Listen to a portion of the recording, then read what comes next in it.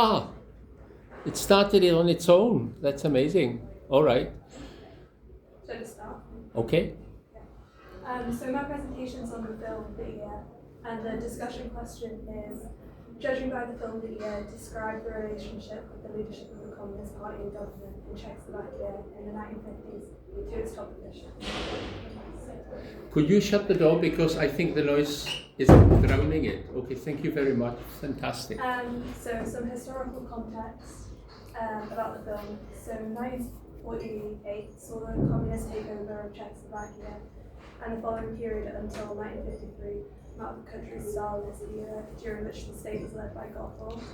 And Hyman describes the 1950s as a whole as being remembered as the quintessentially Stalinist decade of political show trials, bombastic propaganda, and a hardline authoritarian one-party police state. And moving into the 1960s, there was some level of liberalisation after the deaths of Stalin and Gottwald, and there was the rise of Czech New Wave cinema. This liberalisation reached its high point with the Prague Spring 1968. However, following the Soviet invasion of August 1968 and the replacement of the Czech with the hardline anti-Seth, a period of normalisation began, and the film was created in 1969, so after the reversal of the Prague Spring. And I keep saying that it was deliberately anti-communist because those bosses of the film studios knew they were going to be sacked, so they don't need to sort of be careful because they're going to be punished anyway. So they just said, well, we are here, let's do the worst we possibly can for the regime, right? So, okay. So overview of the film.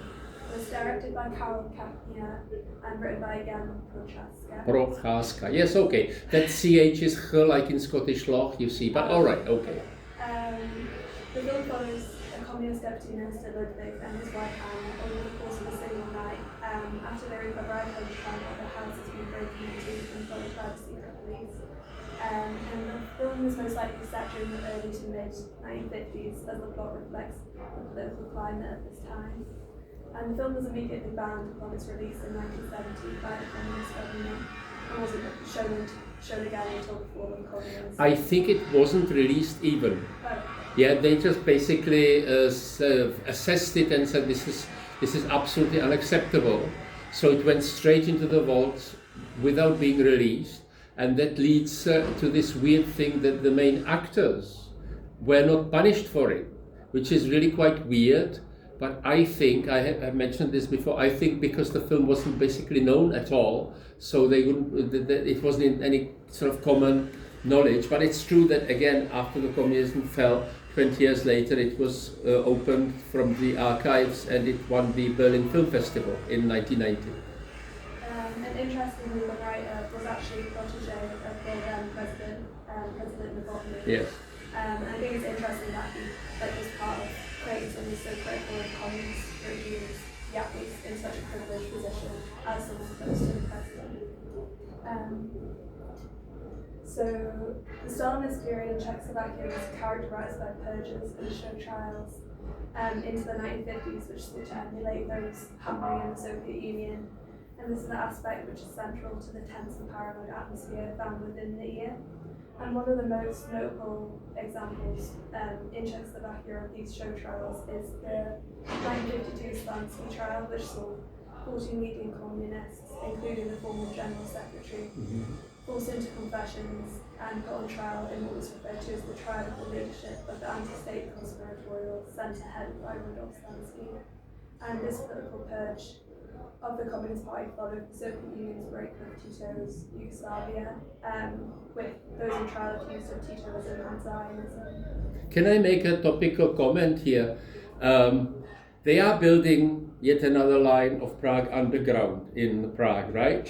And one of the news stations is supposed to be called Olbracht Station. There was a communist writer called Ivan Olbracht in the interwar period.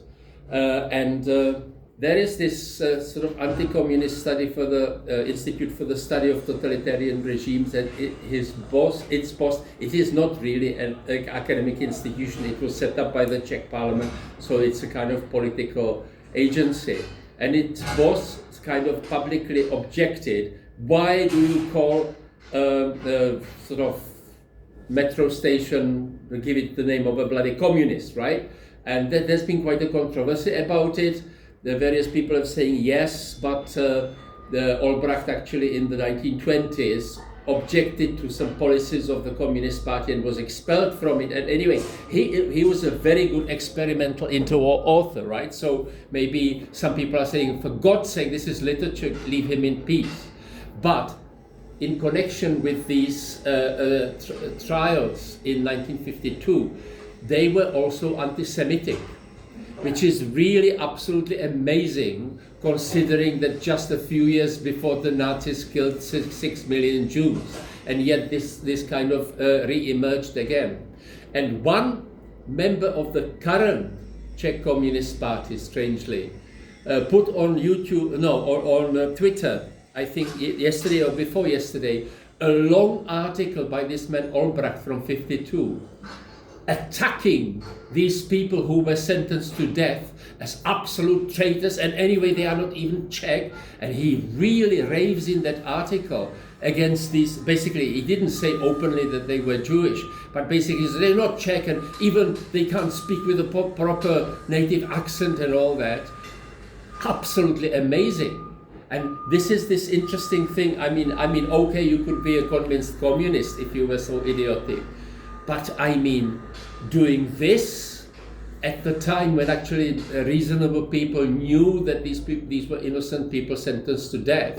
And actually, why did he have the need to actually do this? So this is just one example, but it was horrendous. And again, well, you're very lucky that you live on an island, that you weren't subjected to this, even though if you look at America, they may be subjected to, there is this Zoran, what's his name, Mamdani, the election in New York, who may win it, and Trump is saying, I am going to block funding for New York if he wins it. That's total interference in a democratic election. So basically, yes, we have these, this is why I'm kind of bothering you with this, we have these horrifying experiences from Central Europe, which was under Russia, but actually various countries are mimicking it now.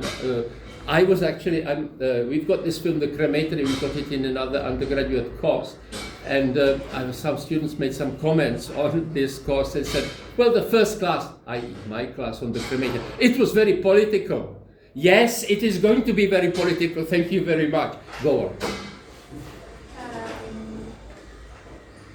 Sorry.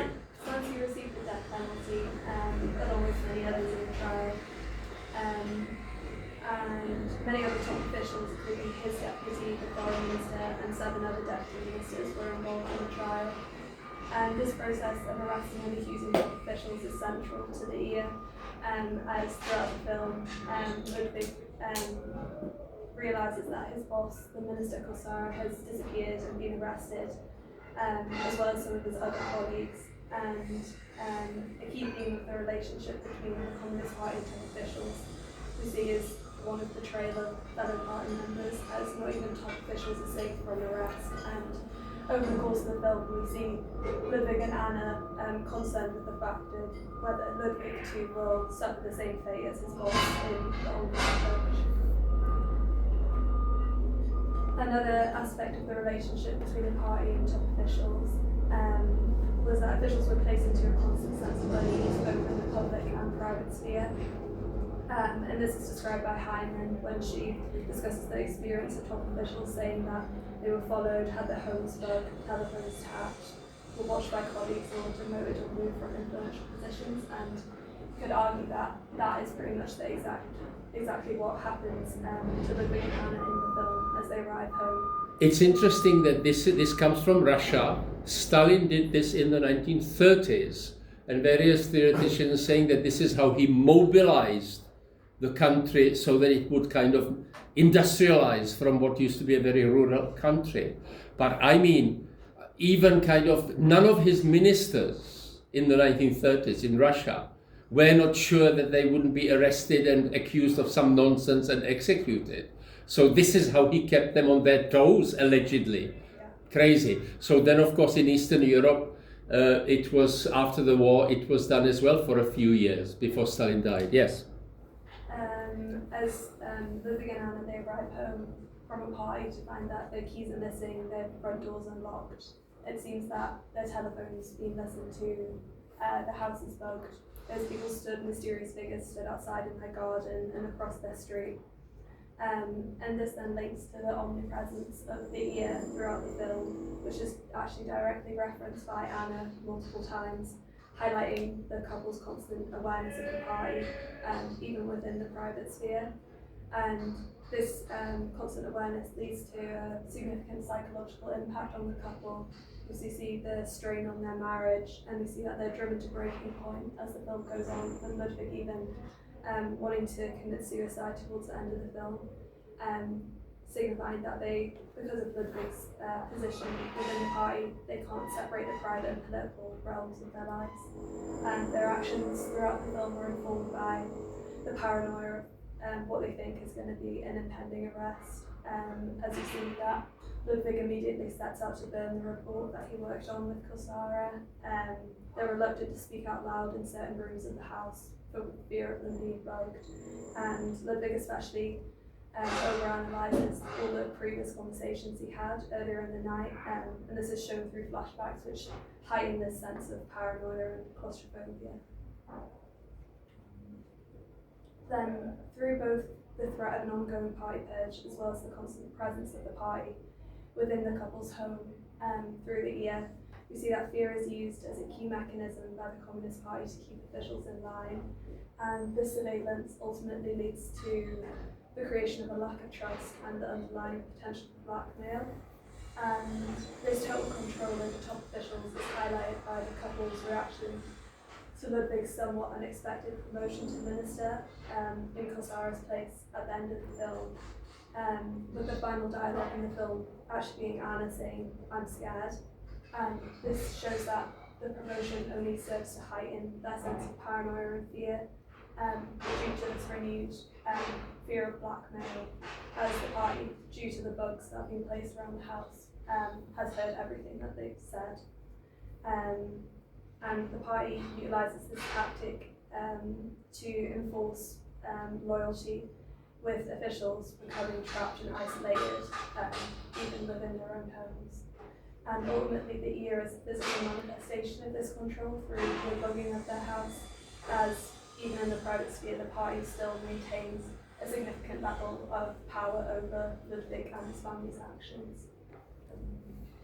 So in conclusion, the film is a powerful study on paranoia imposed on society by a totalitarian regime through the motif of the ear, and the situation which Ludwig and Anna find themselves in and navigate throughout the film is reminiscent of the Stalinist era political climate, which was one of show trials, false confessions, political purges, and secret police, as well as a constant state of paranoia and fear felt by top officials due to the tactics of control employed by the Communist Party and government. That's just my sources. Thank you very much. Any comments, criticism? Why am I seeing it as relevant? Yesterday I received a phone call from Greenpeace because I signed their petition against political oppression in this country. You know what I mean? Palestine Action, these pieces of paper you hold, and they arrested about 1,500 people. It's absolutely ridiculous. That is a start. I'm warning you. Over to you. I sent it to your email. Yes, you did. This is true. Okay, I'll try to